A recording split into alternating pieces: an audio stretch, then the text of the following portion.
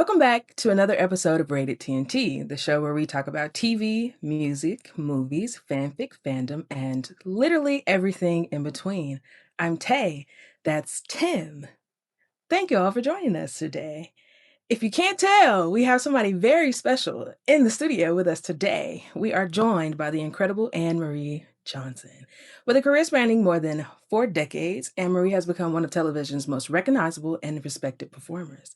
Audience have seen her bring memorable characters to life across comedy and drama in beloved series, including In the Heat of the Night, In Living Color, Girlfriends, The Parkers, That's So Raven, and countless other television and film projects.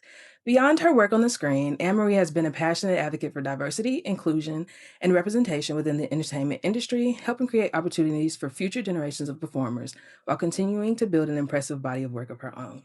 Today, we are more than excited to talk about her remarkable career, the evolution of Hollywood over the years, the lessons she's learned from working across so many iconic productions, and what continues to inspire her as an artist. We are so excited to have you and welcome to Rated T&T, Anne Marie. Isn't it lovely that both of your names begin with the T because that, would be a different show. Yes, actually, mind you, we went to a festival and we introduced ourselves. We were together and they were just like, "Oh, Tim and Tay, that's cute." That originally is what sparked the idea of Well, us I using. mean, it's perfect. Rated TNT. I love it. I consider it very explosive. How about that? Thank you. I'm glad that we hit it on the mark. Um, so typically for all of our guests, we start with the same question. For anyone that may not know you or may be discovering you for the first time here, how would you introduce yourself? Oh gosh, man, that. How would I? I would do it exactly the way you did it. It Period.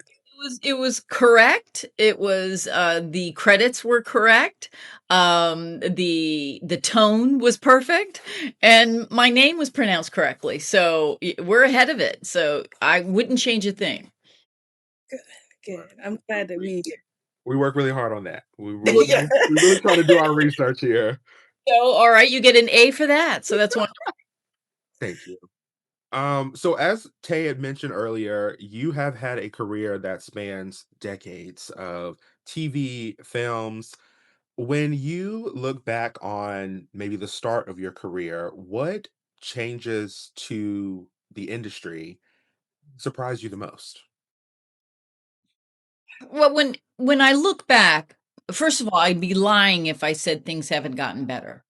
I've been at it long enough to realize and see the evolution of the opportunities for people of color, specifically African American. So I want to be on record saying, yes, opportunities have expanded beyond expectations. If I look at where I was when I started in 1983, and now I look at what's happening now, I would never think that it would have expanded. It took long, and it's still taking too long for other categories, but at least for African Americans, our representation on film and television exceed our actual population statistics in this country. So, okay, so that's a good thing. Let's not get so excited about it, but that is a good thing. What I didn't anticipate was the complete erosion of being able to make a living. So, the possibility for an actor starting out now, regardless of their race, gender, or ethnicity, but let's concentrate on performers of color. There is no way to make a middle class living like there was when I started. If I were to do the same amount of work I did back in the 90s, doing it now, I I make maybe, half, probably even more, less, because of the erosion of, television's payment platforms. Mm. In the old days, and I'm beginning to sound like an old person, but that's okay. In the old days, when you would do, let's say you do a guest star on, pick a favorite show. Let's say you do a guest star on Melrose Place. And no, I'll make it even more relevant. Let's say you do a guest star on Girlfriends, and it's a half-hour show. Your representatives negotiate a certain amount of money for you if you're able to, or you're paid the minimum that the contract provides, and then you do the show. The show airs. Everyone's really excited about it. You always knew that the show would rerun on the same network that it originally aired, and you would get I'll make up a number. You would get $1,700, let's say, for that rerun. They don't do that any longer for the overwhelming majority of shows. It goes directly to streaming. And streaming, you maybe get $27. So, and they can stream it over and over and over again, unlimited streaming 24/7 for the first few months. I think the formula may have changed, but still, when you go from ABC the network to abc.com or Hulu or any of the distribution platforms, the residual formula plummets. So you truly cannot make a living as an actor any longer unless you're part of that fewer than 1% who have been fortunate enough to be part of of huge hits. But 95% of our union is continually unemployed, and all but a very few have other jobs. So it is gotten worse, and that is what I've seen. The opportunities are there. You see more of us on television, and you see more of us in film, and you see more of us on your computers, and you see more of us on any device you use. You see more of us creating it. You see more of us being nominated for Academy Awards. You see more of us being nominated for Emmys, but we're not making money. Ugh. Isn't that happy? You know, I think there are a significant amount of problems that came with the whole streaming services, Yes. that being one of the main ones. I do want to ask about seeing more of us, though, while we're speaking on that topic. When you entered the industry, there weren't a lot of Black people, least of all, like Black women in it. Knowing what the landscape looked like at that time, how did you decide that this was what you wanted to do? Well, I knew it wasn't going to be easy. Nothing is easy. But I had the unconditional support of my parents, who obviously were, as I just said, were exceedingly supportive, but they also mandated that I have a fallback position, which I did. I always had a fallback position. I knew I could always work in corporate America, or maybe transition and go into law school, because I had a really strong educational base. So I knew that if need be, I could switch and go into another career. And I always made sure that I wasn't going to be a starving artist. There's nothing attractive about being a starving artist. There's nothing romantic about being a starving artist. Desperation, it has a distinct smell, and you can smell it. And I didn't want to have that smell walking into audition rooms when I was auditioning, amongst my peers. I never wanted to say, if I don't get this, I won't be able to pay my rent. I never was going to put myself in that situation. So, having realized that and having a game plan, the lack of opportunities and the competition never really bothered me, because I knew I was never going to be between a paycheck and dot dot dot. So I was really, I always had a side gig, save my money. I So when I was auditioning, I could actually concentrate on the material and getting the job, not out of desperation, but knowing that I was the most qualified in the room. For we've already established you worked on a lot of projects. Yeah.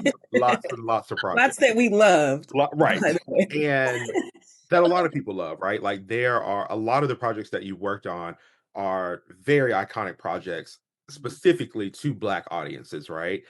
And I feel like I kind of know the answer to this because of the conversation that we had before this, but wanted to ask it here as well. Was that intentional in the way that you sort of choose the projects that, center Black voices both on and off the screen? And like, what does that mean to sort of add and continue to add to that representation? It wasn't there was a sense of being intentional. My only the what I concentrated on was making sure that whatever role I got, it would never insult the African American community. Mm, So, truthfully, my career would have gotten a lot further if I didn't hold firm to that, because there were hundreds of opportunities to be part of a group of Black performers who worked on everything. But I thought a lot of that material was really insulting, especially regarding the voice of the African American woman. There were some shows, and realistically, I wasn't being considered for any other content but Black content, which was in itself an interesting conundrum because I wasn't Black enough for many of these projects. So what would happen, and you'll notice it in the trajectory of my career, a lot of the roles I played were the strident bitch, the you know the not that listen. No one needs to throw a telethon for me. I've had an incredible and continue to have a really good career. But you notice I was kind of placed in roles that fit the mythology of fair-skinned Black women, uppity, rude, no sexuality to us, thinking we are better than. It was unfortunately, and it still continues, but not as much as it was when I was starting out. Those were the only roles that I would be seen for. I would never be seen for the lead if it was Afrocentric, because at that time they didn't think that the Black audience wanted to see a fair-skinned Black woman in the lead of an Afrocentric show. I was always the clown, the person to be made fun of, and that was the trend when I was starting in the business. But I was very conscious of that. I received that, but I always did my best to try to break through. um, it was a lot easier for me in drama than it was in comedy. In drama, the roles that I played were very forthcoming and positive in a sense. Color really wasn't a main issue. It was, is this the type of character we want? Is this the type of actress we want portraying this character? In comedy, it was just the opposite. I was the buffoon. I was the bitch, and colorism was and is real, and on both sides of the spectrum.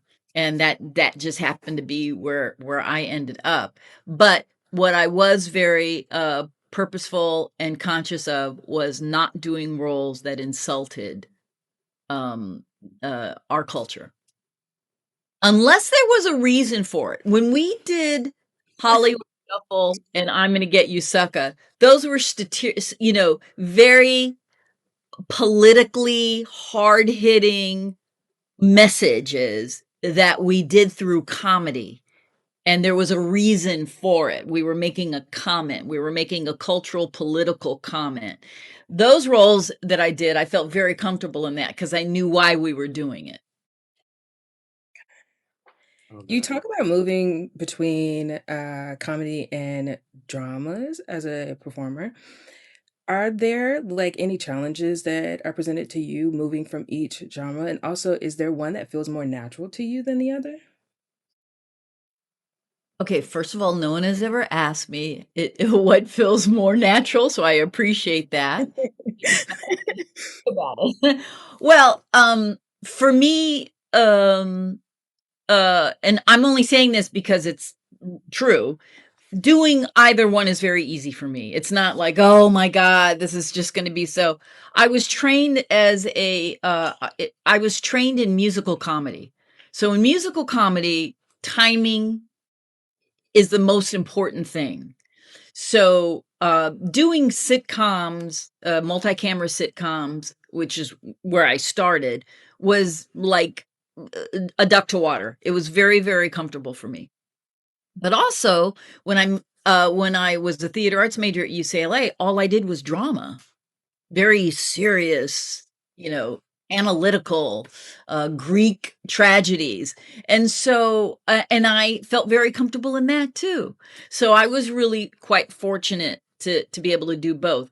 I think I think I feel, although I feel comfortable in both, I think I just enjoy comedy because it's much more difficult. It is when you're doing drama, 99% of the viewing population, if you're doing a drama and a car hits a puppy and the puppy is killed, 99% of your viewer is going to be feel sad, have that feeling of pain and sadness. So that's a universal, unless there's something wrong with you. That is a universal feel. Very difficult with comedy. Very difficult with comedy. So comedy is really the most difficult form of entertainment. And I like the challenge. I feel like we've seen you excel in every possible capacity. Yeah. Uh, one of them being That's So Raven. Oh, Donna Cabana, yeah. iconic character, and Iconic. and we saw that you recently sort of reprised that role for, Raven's Home. What does that character mean to you? What does that role mean to you, and what was the experience like being back on set? Um, Raven Simone is probably the funniest person I've ever worked with and worked for because she also directed me. She is the most professional person I've ever worked with. She is beyond talented. She is overqualified. And that's probably why we don't see her as often because she exceeds the material. And it's very difficult for her because she is so talented that the material cannot keep up with her. Um, I I've had a lot of great jobs, a lot of great jobs. I could list the bad jobs on one hand. Working on That's So Raven was, without question, one of the highlights of my career. The character Donna Cabana, when I auditioned, I didn't really know what they were looking for. And they saw a lot of people and we're all in a room together. I'm looking at these other women and I'm going, "Oh gosh," and I really didn't know what they were looking for. And we found a tone and I don't believe Raven was in my audition. No, I don't think she was there. So the executive producers and the casting directors just allowed me to do what I thought Donna Cabana. So I imagined Donna Cabana as this failed fake European, she was probably from Peoria, but she always wanted to be, assumed that she was from Europe, a faux European. And so I put on this fake European accent and, was beyond big and a lot of physicality into it. And they allowed me to do it. And then I was allowed to do that as Donna Cabana. So it was endless joy. I think that's the best way to describe working on That So Raven and then being fortunate enough to come back to do the Raven's Home. Endless joy. And I wouldn't even, if I got a phone call saying, "Hey, Raven Simone, you could just stop," and I would say yes. It doesn't matter. It doesn't matter if I'm just sitting there saying nothing. I would work for Raven Simone uh, in 5 seconds. It was just fabulous, and you could tell on the screen. We were having fun, and, yeah, it was great working on That's So Raven. Loved it, loved it, loved it. He seems like a fun person to be around. When you were talking earlier about the importance of timing in comedy, Ooh. that is the first person that came to mind. And she is not often included in the conversation when it comes to, like, physical comedy, but she should be at the top of the list. She is when I was working with her and I was watching her, she reminded me so much of John Ritter and Lucille Ball. They had that comfort with their bodies, and you have to have control of your body when you're doing comedy. And, few people do. Few people kind of flail around and they think it's funny and, "Ooh," are clownish. She really knew how to control, I would have loved had I had the power, I would have said, if they were going to do a reimagining of In Living Color, I would have said, "Okay, yes, wouldn't that be great? Let's do that, but we have to have Raven Simone." Because I think she would have been brilliant in sketch comedy. Yeah. I would love that because In Living Color went up in my house. Oh, we watched it bad. We watched it bad. I loved In Living Color. So did my mom, because obviously, you have played in a lot of things that have spanned multiple generations, from In the Heat of the Night, In Living Color, and also That's So Raven.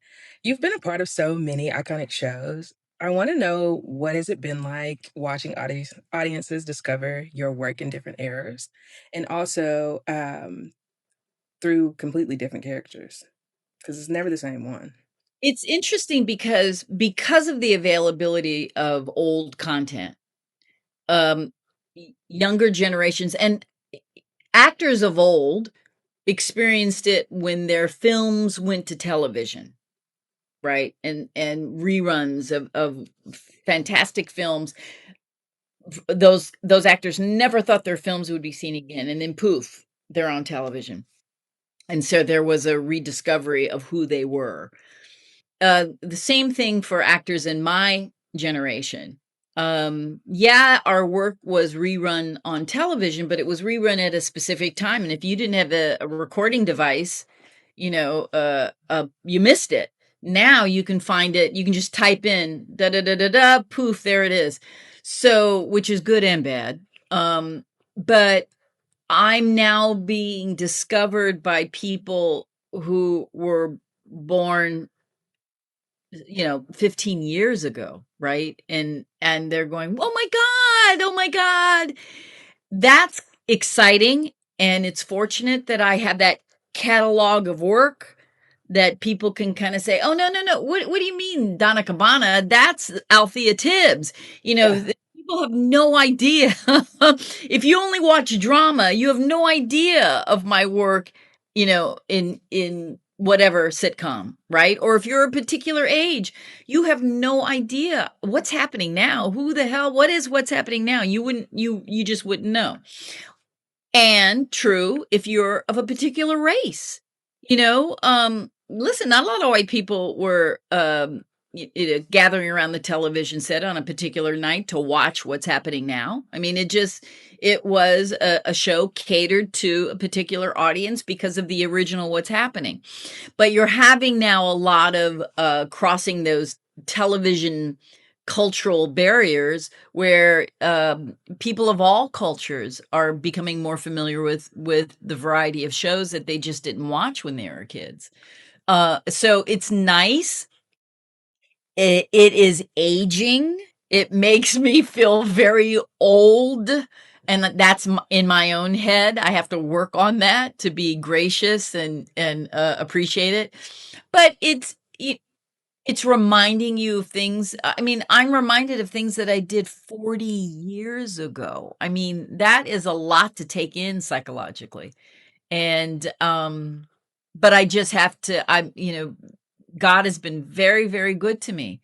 So I just have to always remind myself that's okay. You are where you are. And it's okay. So I enjoy when people enjoy my work. And we do. And hey, I'm like, genuinely love it, enjoy it, think you're very much iconic. So I hope you take that. I am. I'm learning how to receive it. You call it old, we call it experienced, and we feel like you have had quite a bit of it in the Quite industry, a bit experience, yeah. and we are wondering, what advice would you give to maybe younger, newer actors, actresses wanting to enter into the business? And also, what, if anything, have you learned from younger, newer actresses that you have seen recently? Well, I now have to let me put on my union hat because I used to be the vice president of the Screen Actors Guild. So I'm going to put on my union hat. It is very important, uh, if it's possible, it's really important to be considered a professional actor and to be considered on screen. I'm just talking about on screen because, equity is for those of us who perform on stage. Right now, I'm talking about on screen. Um, to be considered a professional actor, at least in the general concept of professional actors, it's very important to be in a union. Um, Unions still hold a semblance of importance and respect. It provides a certain guarantee to your employer that we are hiring someone who understands what it is to be a professional on set. It doesn't mean you're a better actor. It doesn't mean that you have more talent. It just means that you were comfortable and ready and willing to sacrifice working non-union to choose to work union only. So that means that you are of a different caliber when it comes to business and understanding your contracts. It does not mean that you're more talented. So I always encourage people, I always encourage young actors, if you're ready to take it seriously as a business person, then I recommend joining the union.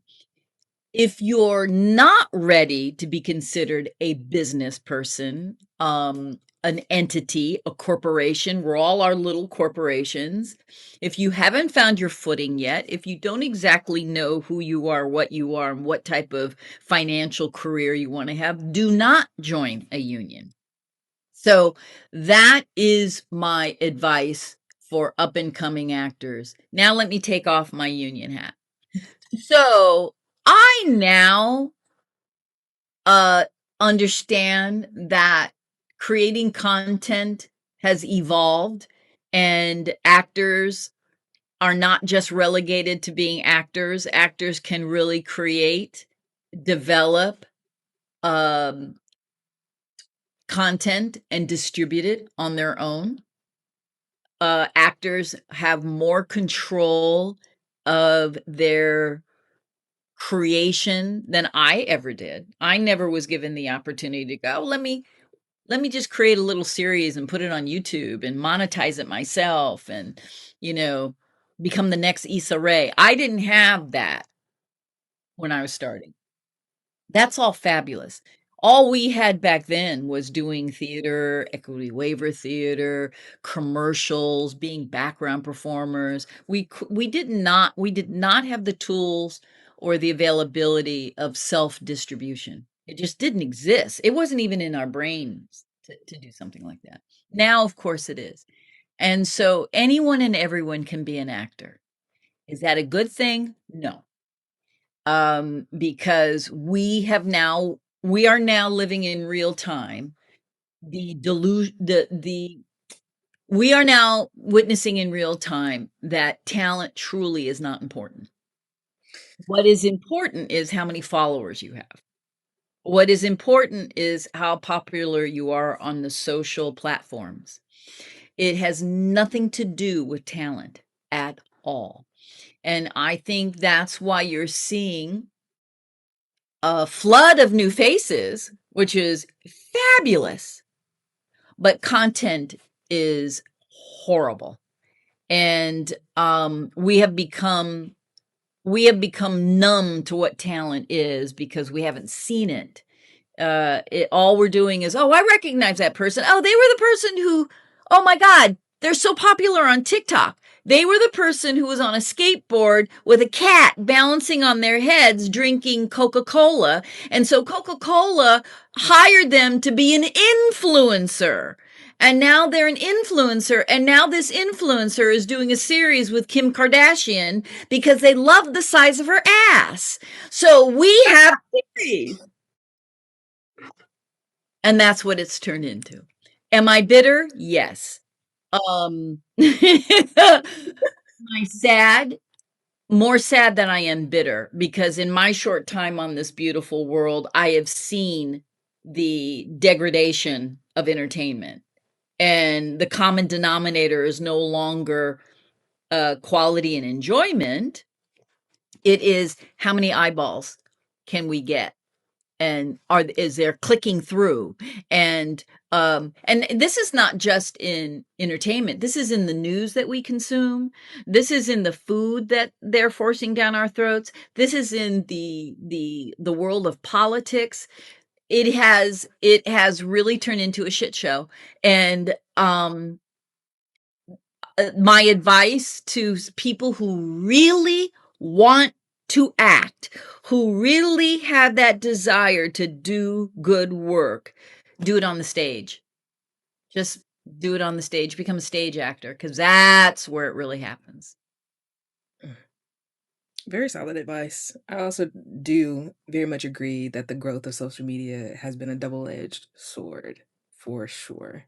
As somebody who consumes it, is on there, also creates content on there, very much has its downsides. I don't know how you do it. I find it, I mean, there's no way I can prove this, but every day on the news, there's another content creator or an influencer who's committed suicide.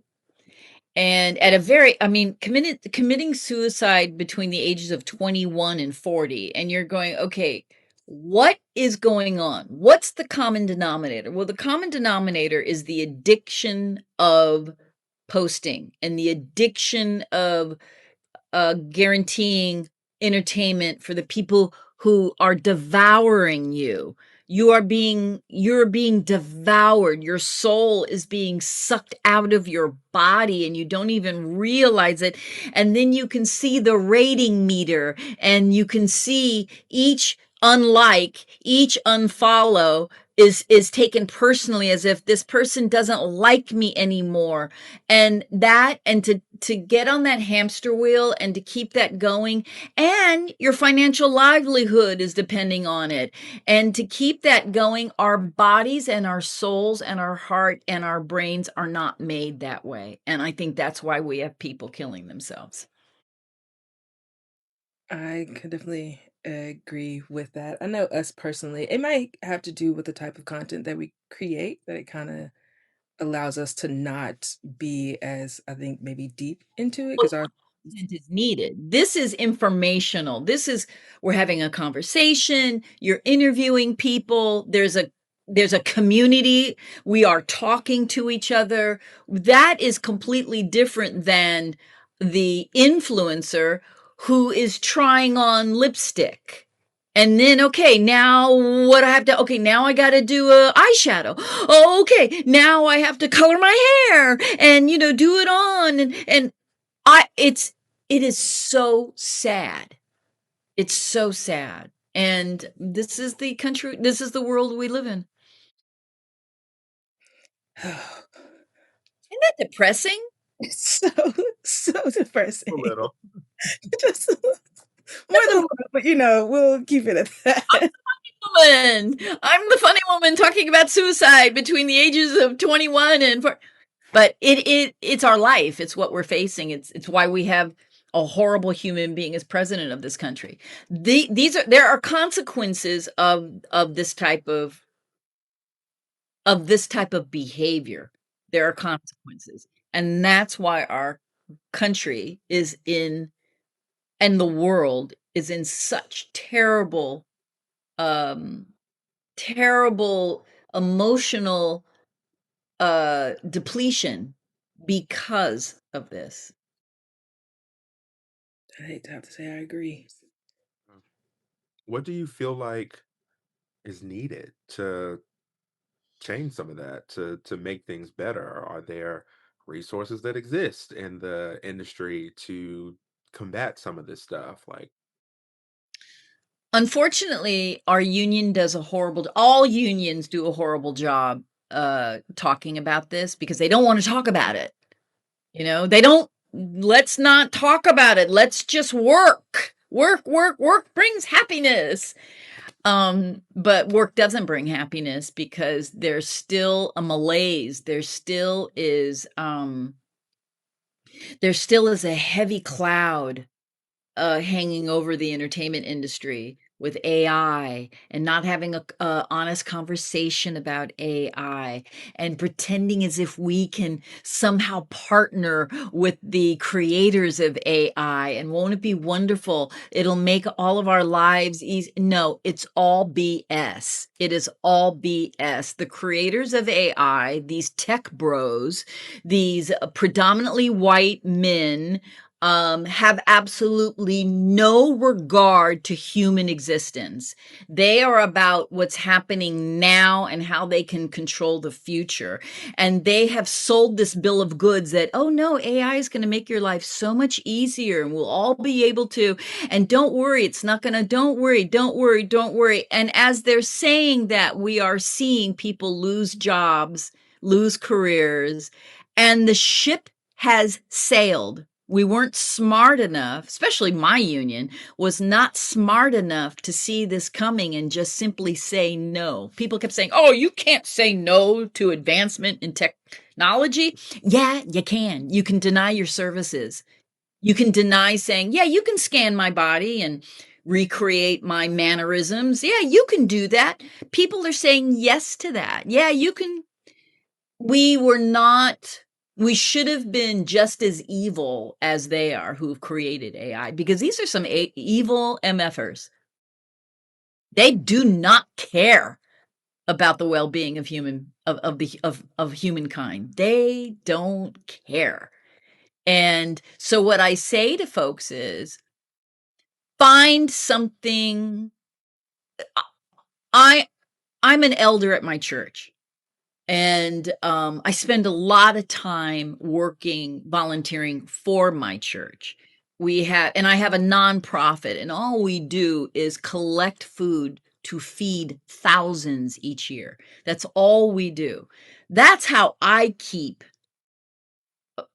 from pulling my hair out and running naked in the streets, and hoping not to be arrested.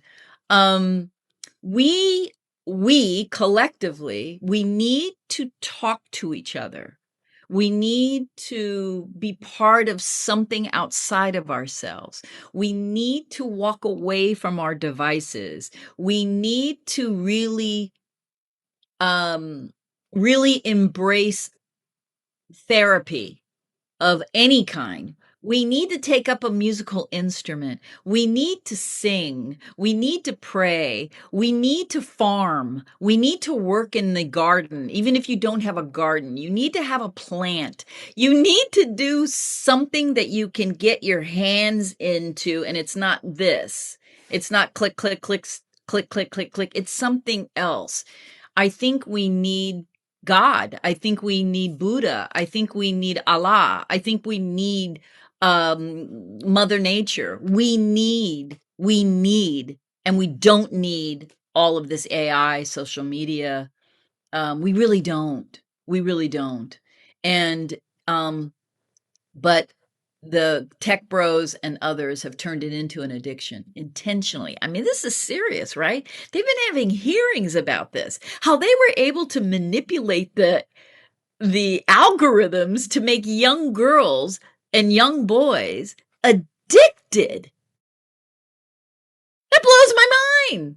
We thought R.J. Reynolds and cigarettes were dangerous and some evil MFers. Can you imagine? There's a documentary on Netflix. I cannot remember the name of it, but I watched it and it's about that. About Oh yeah, yes. when I watched that, I was just like, and it made me just want to like get rid of everything and go be in the woods in the cabin and like not touch my phone ever again. That Also, is this real. season, That scared me. I know what you're talking about. That scared me. it's terrifying, actually. It's terrifying. It's also terrifying for like all of the younger generations because me, the one I'm a part of, like we grew up, we, although like I'm on social media now, I also halfway didn't have it as a kid. I had to be outside. I had to play in dirt. I had to Remember do that? Yeah. all, all of the things. But like I'm looking at my nieces, Yeah. oh, like they're addicted to it, have to have a phone, and they've only been in a world that relies on it. They've Right. never had it. And so it's actually quite terrifying. It is terrifying. And there are ways of getting out of this, but the parents are of a particular age that they're dependent on it too. Yeah. So my parents, I mean, I was always outside playing. Always. I could look at a rock, just a simple rock, and we could turn a game into it. Here's a rock, and we'll turn it into something. Or how about a box, man? An empty box? We all would lose our minds. Oh, look, an empty box. And we would tear it apart, make it flat, and just slide down hills on cardboard boxes. And that was like, that was our entertainment for hours. You can't find that. You just can't find that. And that's sad. And I feel sorry for young kids who don't know what that is and whose parents, it's but anyway, you asked me that question, and I believe therapy and getting out in nature really is the best way to kind of find some equilibrium, find some joy, and allow your brain to relax. Okay, a couple more questions before we head off into the rapid fire game. I particularly want to know what kind of stories are you most interested in telling now? Brilliant question. You get A plus. Brilliant. Because I can segue into probably the best work I've ever done right now is a film called The Addiction of Hope, and we had a theatrical release, and now it's streaming on the digital platforms. And it is about a woman of color of a particular age who's being forced out of her career. So it's about ageism, but it's also about finding what's important to you. And it is without question the best work I've ever done because it tells a story and it is relevant to anyone who's ever, regardless of your age, who's ever come up against that wall of, am I doing what I should be doing on this earth? Is this really what I want to be doing, or am I forced to do this for real reasons? A roof over your head, food in your belly, taking care of your family, trying to get health insurance. Um, but when you hit my age or even a little younger, and a lot of people experienced this during the pandemic, you realized, is this really it? Is this how I want to spend the next however long I have left? And that's what The Addiction of Hope is about, because there's always hope to maybe pivot. And even if you can't leave your job, you can try to find ways to make it more meaningful, more sustainable for your health. And so it's truly, I mean, I loved working on this film. I co-produced this film, and a light bulb went off in my head. From this point on, if possible, I really just want to do meaningful work. Hmm. And it changed my mindset about what I audition for and what I don't audition for. Um, it I think telling a story that's meaningful is so important for humankind. We're storytellers. This is how we've existed, right? The Bible, the Old Testament and the New Testament. It's all about people sharing what they believed, what they saw at the time. I really want to be a better storyteller, and the addiction of hope is my first step into being a better storyteller. Yeah. Amidst everything happening in the entertainment industry, but even on a larger scale in the world, how do you keep your love of storytelling alive? Well, sometimes it's on life support. You know, sometimes it is like they're gonna code it. It's like being on the pit. I think we're gonna code this as an actor. Um, what helps keep it alive is having conversations with people like you all, because we get to talk about things that maybe were meaningful for you. And maybe that's why you looked up to see who represents Anne Marie Johnson. How can I find Anne Marie Johnson? Because maybe the episode I did of, I don't know, something stayed in you, and you said, oh God, now we have a platform where we can actually talk to people. Let's find this skinny chick, and let's, have a conversation with her. And so that's really important to me. And that tells me that at least some of the stories that I told were meaningful enough so many years later that people still want to talk about it. So to answer your question, it's having conversations with people who are still interested in the stories that I've been a part of, and hopeful that maybe I'll have the opportunity to continue telling stories that will resonate with the audience. So for me, that's what keeps my desire of storytelling um still active, but much more specific and much more just intentional. Now, that's not to say you're not gonna see me in 3 months selling diapers, on in a commercial, because as lofty as I think my desires are, I still have bills to pay, and I still wanna qualify for health insurance, but those diapers are really going to be the best diapers. I mean, I'm not just talking about any diaper.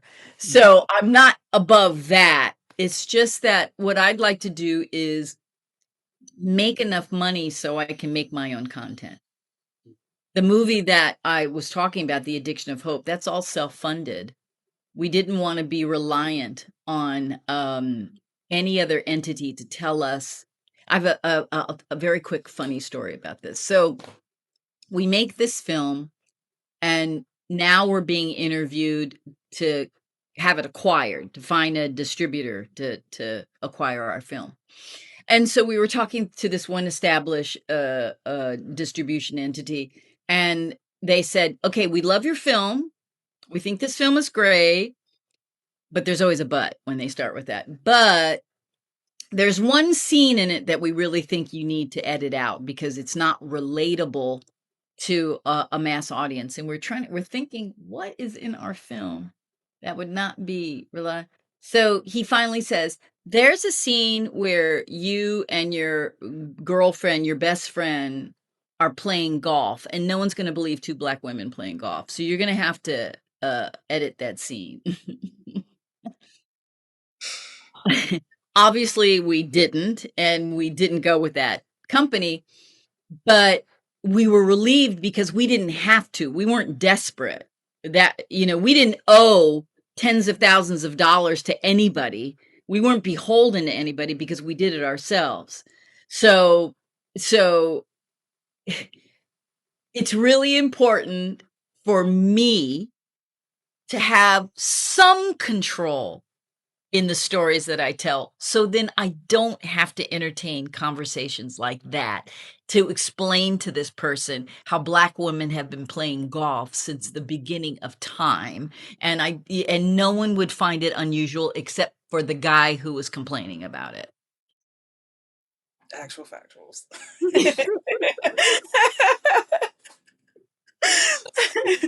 Okay, last Yes. question before rapid fire.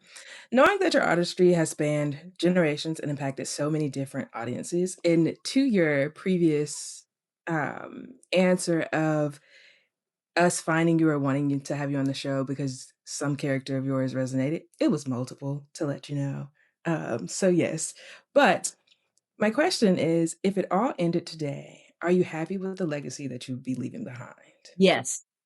Especially because of the film, The Addiction of Hope, because it's a perfect button. It's a type of role that I would have never been allowed to play. So yes, if I said, you know what, I think I really want to be that begonia farmer and I just want to grow begonia, so I'm leaving and I'm moving to Kona, Hawaii, and this is all I want to do. Looking back, would I think that God would say, job well done, Anne Marie, job well done? Yeah, without question. I've been so fortunate to be able to say, you know, I've been part of some iconic projects, not one. Some actors have won but Hollywood Shuffle and In the Heat of the Night. And I mean, there are Girlfriends. There are things, Melrose Place, Jag. I mean, these are projects that people still talk about and still want to. I actually was invited to speak at my alma mater, UCLA, last month because they were studying the film Hollywood Shuffle in its 40th year anniversary, and I'm going, my God! First of all, God, am I old? But it's part of the curriculum. So, yeah, I look back and I go, I'm okay. I'm okay. I did what I wanted to do. I did what I want, and I did it my way. I love that there was not any hesitation. Right. No, I none, love that there was not a single ounce of hesitation. no, Uh, no. okay, now on to the And ball. Oh whether no, before we get into the game, yes, whether you see it now or not, you have opened a lot of doors. You have inspired a lot of people. You have meant so much to so many people. And if it did all in today, knock on wood, it's not. I am confident that that is what a lot of people would say. You have opened absolutely. a lot of doors and have done a lot for a lot of people in this space. I truly appreciate that. Thank you. Thank you. All right, go ahead, Tay. Ready? Okay, so this part of the episode is just going to be rapid fire questions. They're just intended for you to answer whatever's the first thing that comes to your. Well, let me. That should be simple. There are a Yeah, couple that like might induce like a little bit of thinking, yeah, but whatever comes to mind first is what we're yeah. looking for. We're Okay. Very, very specific to Anne Marie. Some are just yes, generic, general yes. questions. Oh, this is not like math or Oh no, geography, no, no, No, no, not at all. Not topography at of Peru or anything like no. that. Okay. all. All right. Anyway, we're gonna go back and forth. Tim, do you want to start? Sure. Yeah. Uh, favorite character that you played? Starting Okay. off easy. Okay. Gosh, besides the character I play in The Addiction of Hope, I think the most favorite character I played in comedy was probably Sharon Upton Farley. The most favorite character I played in drama was definitely Althea Tibbs. Okay. Most memorable audition. Oh my gosh. So I was auditioning for In the Heat of the Night.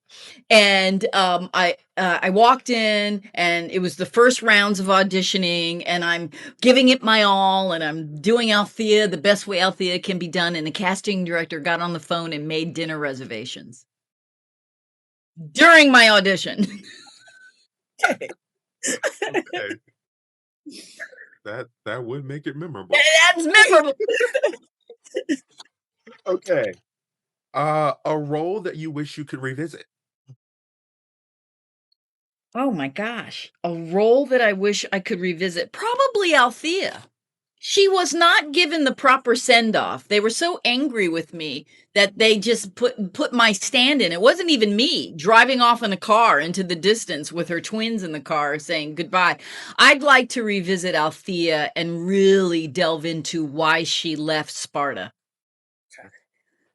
One actor you've always wanted to work with. Do they have to be alive? No. No.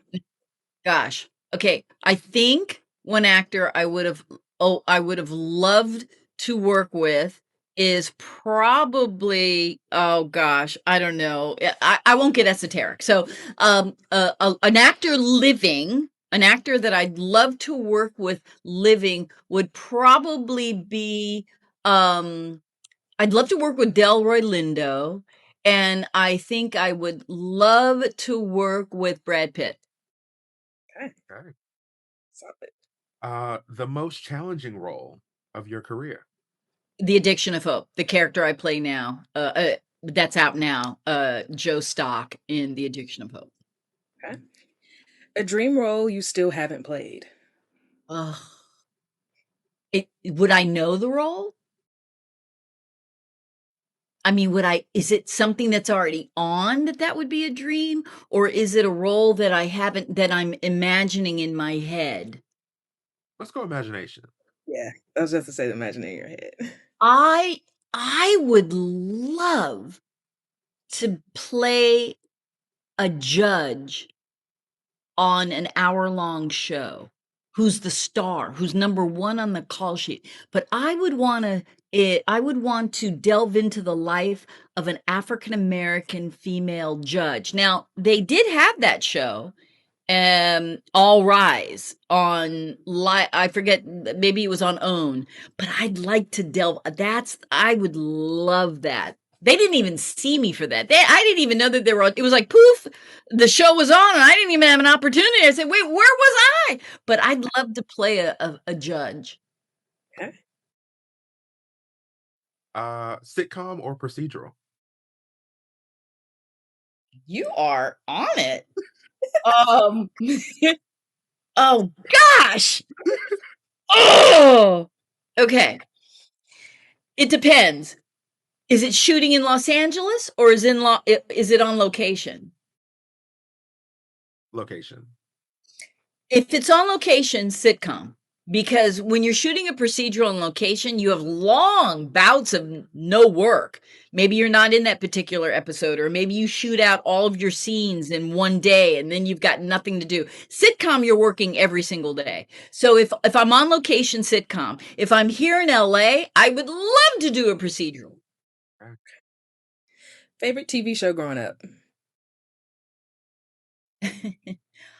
This is going to be so typical, but it was a tie. The Carol Burnett Show or reruns of I Love Lucy. Okay. All the choices. A project that changed your life. How did it change my life? Financially or emotionally? Whichever is most appealing to you. Yeah. The project that changed my life is the project that I was talking about right now, The Addiction of Hope. Changed my life. Changed my perspective of who I am as an actor and my goals of being a producer of storytelling. So The Addiction of Hope. Okay. A show you wish you could have guest starred on. Law and Order. Law and Order. That damn show's been on for 5,000 decades. Never have I done an episode of any of the Law and Orders. What is wrong with it? Dick Wolf, please. I want to be on Law and Order. Not Chicago Hope, not Chicago Fire. I want, if it's Law and Order, even if it's Law and Order Canada, I want to be on Law and Order. Okay.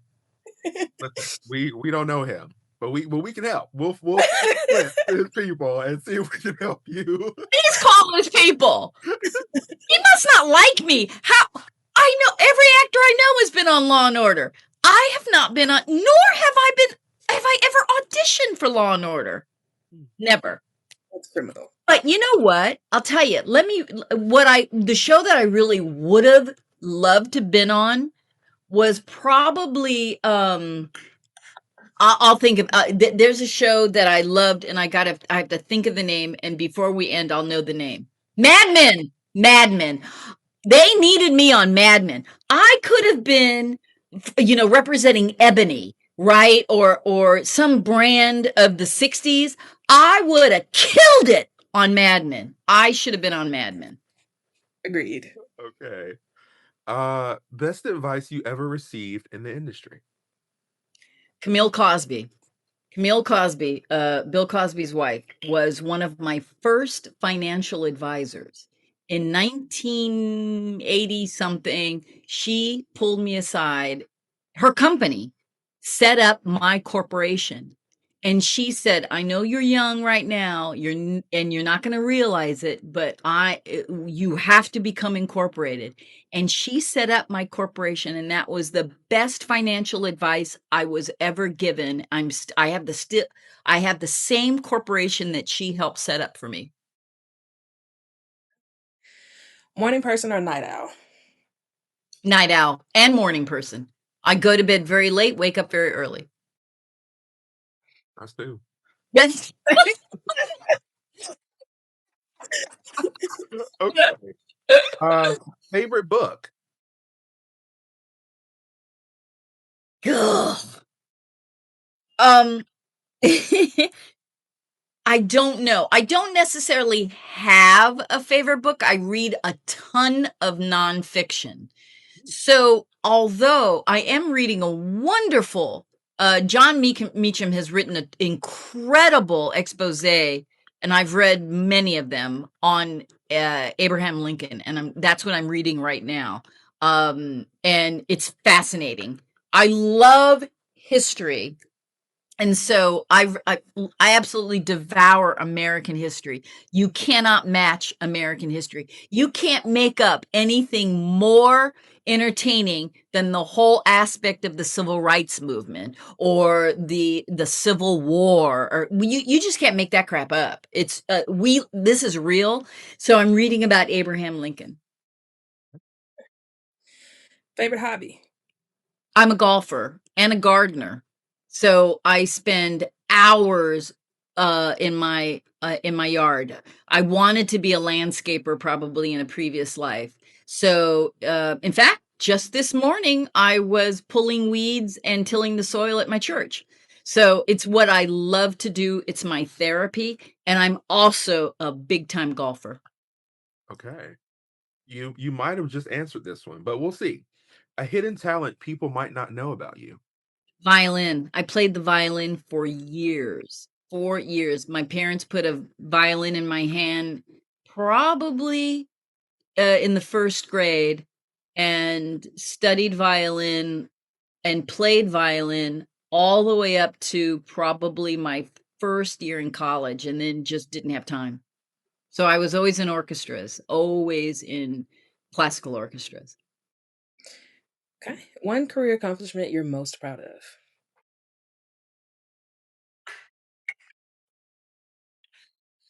Ugh! You're making this so difficult. My gosh. Okay, the Addiction of Hope, because I was one of the producers. So okay, the Addiction of Hope. Yeah. A piece of advice that you give to your younger self.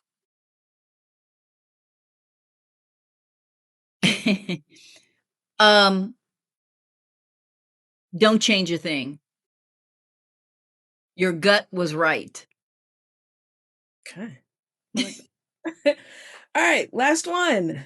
One word that describes this chapter of your life. Joyful. Live that. Okay. Your wit. Unfortunately, this is the end of this episode. But before we go, can you please tell the people how to find you, or to also how to find Oh, oh my God. Okay. I was pitting out. I knew you were going to ask me this question. I'm really bad at this. So, I hate social media, okay? But it's a tool that we all have to have in order to compete. So, my film, The Addiction of Hope, has an Instagram. It's on Instagram. The Addiction of Hope film. I Okay. think I don't know what it's, but it's the Addiction of Hope. It may be TAOH, but it's the Addiction of Hope. So that's where you can find about our film. And I'm on Blue Sky. When I need to say something political, I'm on Blue Sky and I'm at AMJ Loves LA. AMJ Loves LA. And that's Blue Sky. Anne-Marie, I always I think my movie has a Facebook page, but I don't know. We'll it's find okay. them. We'll I was we'll like, find we'll all of find the it. accounts and make sure to link them when we share Yes. this video. So much. Thank you Yeah. so much. I'm so bad. I'm okay. Anyway, sorry. Oh, thank you, actually, for coming on. This has been lovely. Also, just thank you for all of the work you've done, all of the characters that we have enjoyed falling in love with over the years.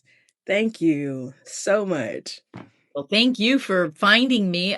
Like I said, the advice that I would tell everyone, try to always find yes. Just, don't be so picky. Find yes to communicate with others because you just never know. And it's always a pleasure. And especially I always make it a point. We need to help each other. Because that's why we're in this, right? So we need to help each other. So I want to thank you guys for finding me. I really appreciate that. Of course. Of course. Oh, I'm actually quite sad. This was lovely.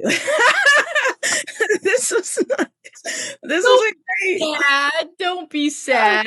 When I have another project, I'll let you guys know. And then I yes. can go, hey, you want to talk to me about my other project? Because I'm sure we can find a million other things to talk about, so it won't be repetitive. Yes. And the Absolutely. answer is already yes. Yeah. Yes, always yes. Always yes. Please do. It's been great. It's been a pleasure. I really appreciate it. Thank you. Thank you. Okay. All right, y'all. Thank you all for joining us for this episode of Rated TNT. We love you all. We appreciate you for being here, and we will catch you in the next one. Love you. Bye. Bye.